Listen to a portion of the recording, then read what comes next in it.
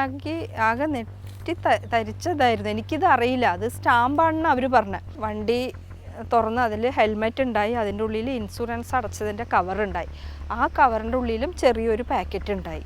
ആ പറഞ്ഞു കൊടുക്കണം പറഞ്ഞെങ്കിൽ ആ വെച്ചവർ തന്നെ അത് പറഞ്ഞു കൊടുത്തത്. അവർ എന്നെ അപ്പം തന്നെ അറസ്റ്റ് ചെയ്തു.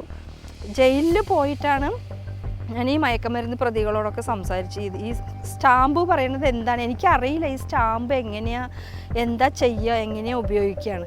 ഞാൻ അവരോട് ചോദിക്കുമ്പോൾ അവർ പറഞ്ഞു ഇത് ബാംഗ്ലൂരിൽ നിന്നാണ് ചേച്ചി കിട്ടുക, അപ്പം നിങ്ങൾക്ക് ബാംഗ്ലൂരിലായിട്ട് ആരെങ്കിലും പരിചയം. അപ്പോഴാണ് എനിക്ക് മരുമോളുടെ അനിയത്തി ബാംഗ്ലൂരിലാണ് പഠിക്കുന്നത്. അങ്ങനെയാണ് എനിക്ക് അവളെ സംശയം വന്നിട്ട് ഞാൻ ഹസ്ബൻഡൊക്കെ കാണാൻ വന്നപ്പോൾ അവർക്കും സംശയം ഉണ്ടായി. പിന്നെയാണ് ഇത് തെളിഞ്ഞത്. പക്ഷേ ഇതിപ്പോൾ ചെയ്ത വ്യക്തിനെ അവർ ഏതോ നാരായണദാസിനാണ് പറയണത്. ഈ നാരായണദാസിനെ കുറിച്ച് എനിക്കറിയില്ല. സുപ്രീം കോടതി പറയണത് 72 ദിവസമാണ് ഒരു തെറ്റും ചെയ്യാതെ ഒരു സ്ത്രീ കിടന്നത്.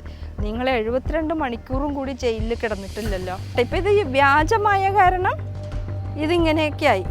ഇവർ വെച്ച ശരിക്കും ഒറിജിനലാണെങ്കിൽ അപ്പം എൻ്റെ ഒരു അവസ്ഥ ഇപ്പോഴും ഇത് പുറത്തു വരില്ല. ഇപ്പോഴും ഞാൻ തെറ്റുകാരിയാണ്, വ്യാജമാണ് തെളിഞ്ഞിട്ടും കൂടി ഇതുവരെ കണ്ടുപിടിച്ചിട്ടില്ല. അപ്പോൾ ഒറിജിനലാണെങ്കിൽ എൻ്റെ ഒരു കാര്യം ഇപ്പോഴും ഞാൻ തെറ്റുകാരിയായിട്ട് ഇപ്പോഴും കേസിൻ്റെ പിന്നിൽ ഞാനിങ്ങനെ നടക്കും.